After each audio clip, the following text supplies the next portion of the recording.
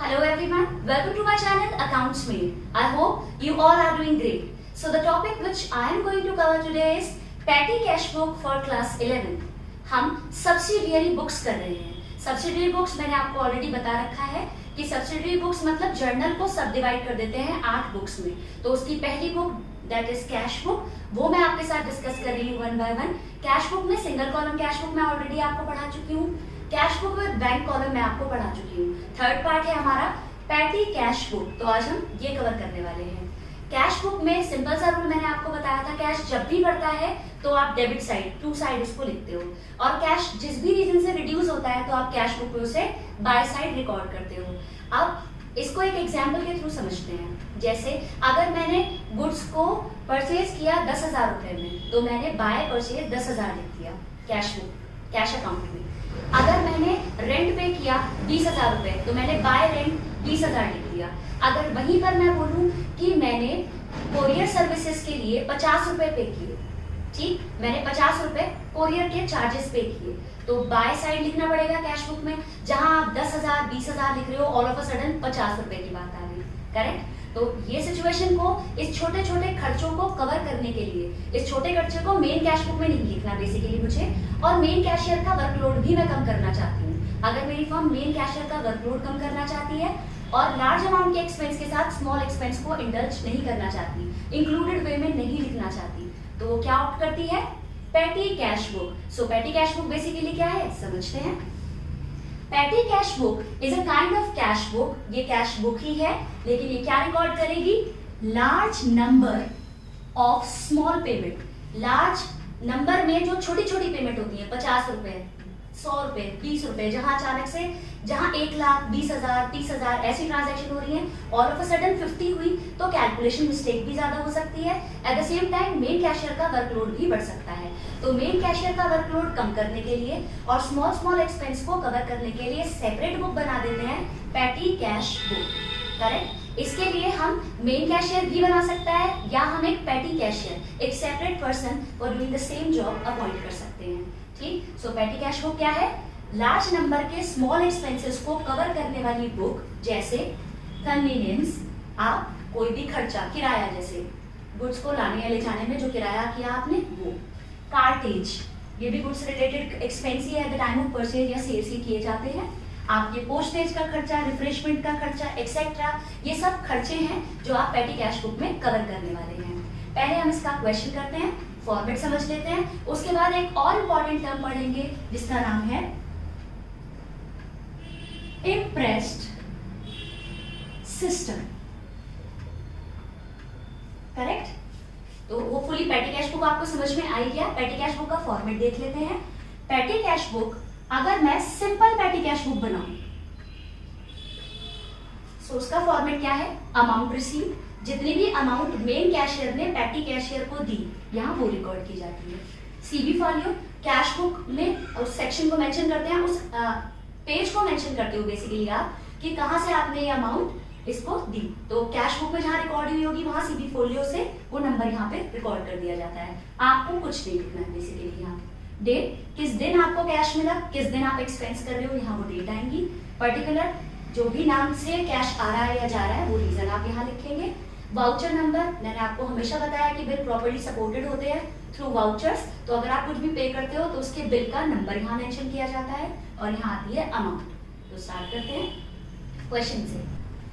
So your question is, 1 April 2019 में mister J, a petty cashier of H enterprise, receive 1500 as interest amount of petty cash. मतलब mister J को 2019 में main cashier ने इस petty cashier को, mister J को 1500 रुपए दिए हैं इस मंथ के बिगिनिंग में फॉर पैटी कैश. तो आप इस चीज को कैश बुक में कहां, पैटी कैश बुक में सॉरी, कहां रिकॉर्ड करोगे?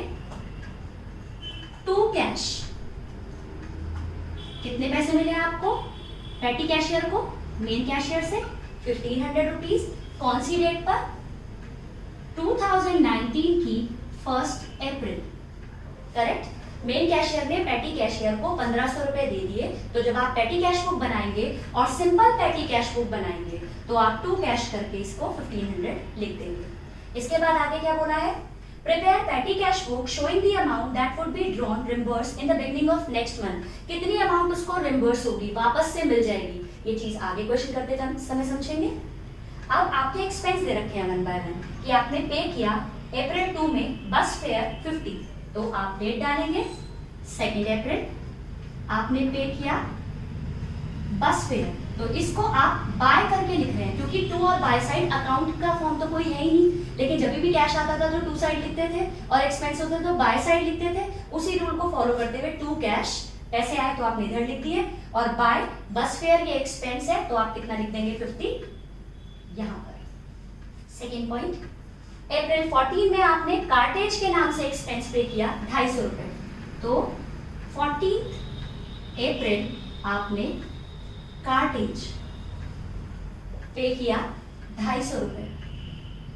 ठीक, तो मेन कैशियर का बेसिकली वर्कलोड कम पड़ रहा है, कम हो रहा है, छोटी छोटी अमाउंट आप इस अकाउंट में कवर कर रहे हैं।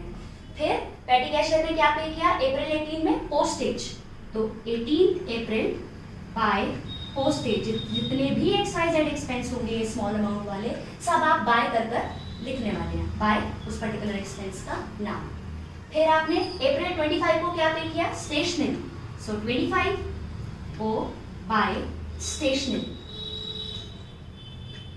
के नाम से आपने कितना अमाउंट पे किया 400 रुपीज। लास्ट एक्सपेंस आपका दे रखा है 28 अप्रैल में आपने पे किया रिफ्रेशमेंट 100, तो आप बाय रिफ्रेशमेंट के नाम से लिख देंगे 100। अब आप इसका करते हैं टोटल। आपने ऑन एन एवरेज कितने खर्चे कर दिए 500, 400, 1000, 1300, करेक्ट। तो अगर 1500 रुपए आपके पास थे इस मंथ के बिगनिंग में, मंथ के एंड तक आते आते आपके 1300 रुपए खर्च हो गए, तो आपका कितना बैलेंस आया। जिस दिन आप बैलेंस निकालते हो उसे आप बोलते हो बैलेंस कैरिड डाउन, करेक्ट। तो 1500 में से 1300 माइनस करने के बाद आपके पास बैलेंस आया 200, करेक्ट। अब आप कर दीजिए टोटल, टोटल हो गया ये आपका 1500 डबल लाइन मींस एक महीने की पेटी कैश बुक कवर हो गई। तो जो भी बैलेंस कैरी डाउन है वो नेक्स्ट मंथ के लिए, दैट इज अप्रैल के बाद कौन सा मंथ आएगा 1 मई, ये बैलेंस ब्रॉड डाउन होगा। ब्रॉड डाउन जब आप नेक्स्ट मंथ के बिगनिंग में लिखते हैं तो आप उसे ब्रॉड डाउन करके लिखते हैं। और कितना बैलेंस बचा आपका 200 रुपए, और इसी डे आपको नेक्स्ट मंथ के बिगनिंग में आपको अमाउंट रिम्बर्स हो जाएगा। रिम्बर्स मतलब आपको जितना खर्चा आपने कर दिया, पेटी कैशियर ने जितना भी एक्सपेंस कर दिया वो उसको रिम्बर्स हो जाता है फ्रॉम द मेन कैशियर। तो उसका टोटल एक्सपेंस था 1300, वो उसको फिर से मिल जाएगा ताकि 1500 का बैलेंस उसके पास आ जाए। तो उसको टू कैश के नाम से फिर से आपका बैलेंस 1500 हो गया और वो नेक्स्ट मंथ के एक्सपेंस करने के लिए स्मॉल स्मॉल अमाउंट के रेडी हो गया। आई होप आपको सिंपल पेटी कैश बुक समझ में आई। अगर मैं सिंपल की जगह एनालिटिकल पेटी कैश बुक बनाती हूँ, अगर सिंपल की जगह यहां एनालिटिकल पेटी कैश बुक बनती है, तो आप जितने भी एक्सपेंस किए हैं ना बस उनके कॉलम और ऐड हो जाते हैं। जैसे बस फेयर का एक्सपेंस है तो आप एक बस फेयर के नाम से हेड बना देते और वहां ये 50 लिख देते। अगर कार्टेज है तो आप कार्टेज का एक अलग हेड बना देते और आप कार्टेज को 250 उसमें लिख देते। ठीक, अगर आपका पोस्टेज है तो पोस्टेज का आपने अलग से हेड बना दिया।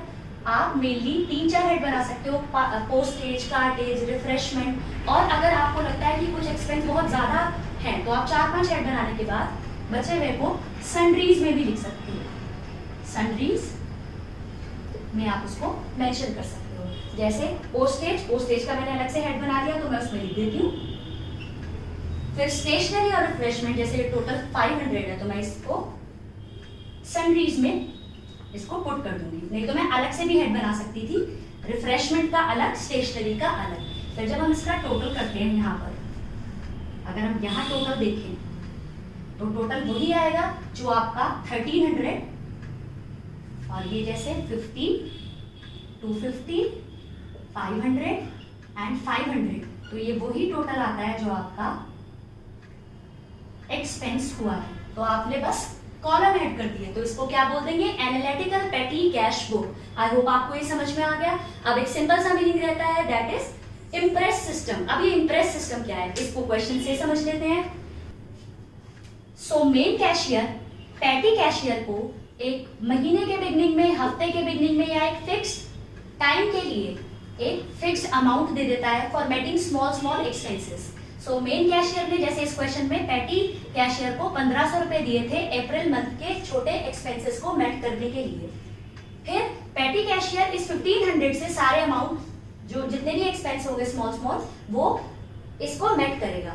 तो जब उसके पैसे खत्म हो जाए या ये अप्रैल के मंथ के लिए दिए गए तो अप्रैल मंथ खत्म हो जाए, तो जितना भी अमाउंट उसने अभी तक खर्च किया है वो उसको दोबारा से रिम्बर्स हो जाता है, उसको दोबारा से रिम्बर्स हो जाता है फ्रॉम मेन कैशियर। इस सिचुएशन को कहा जाता है impress system. So impress system क्या होता है, जब मेन कैशियर पेटी कैशियर को छोटे एक्सपेंस करने के लिए एक फिक्स्ड अमाउंट दे देता है एक फिक्स टाइम पीरियड के लिए, या तो टाइम पीरियड खत्म हो जाए या वो अमाउंट खत्म हो जाए, दोनों में से जो भी पहले होगा। तो जितनी भी अमाउंट अगर उसकी खत्म हो गई है तो जितनी भी अमाउंट उसने एक्सपेंस की वो टोटलिटी में उसको दोबारा से रिवर्स हो जाती है फ्रॉम द मेन कैशियर, ताकि वो नेक्स्ट मंथ के लिए अपने एक्सपेंस को कंटिन्यू कर पाए। इस चीज को बोला जाता है इम्प्रेस सिस्टम। तो होपफुली आपको इम्प्रेस सिस्टम, पेटी कैश बुक, चाहे वो सिंपल हो चाहे वो एनालिटिकल पेटी कैश बुक हो, सब क्लियर हो गया होगा। अगर आपको मेरी वीडियोस अच्छी लगती हैं तो इन्हें लाइक कीजिए, शेयर कीजिए, subscribe my channel and don't forget to press the bell icon so that you can get the notifications of my latest updates. Thank you.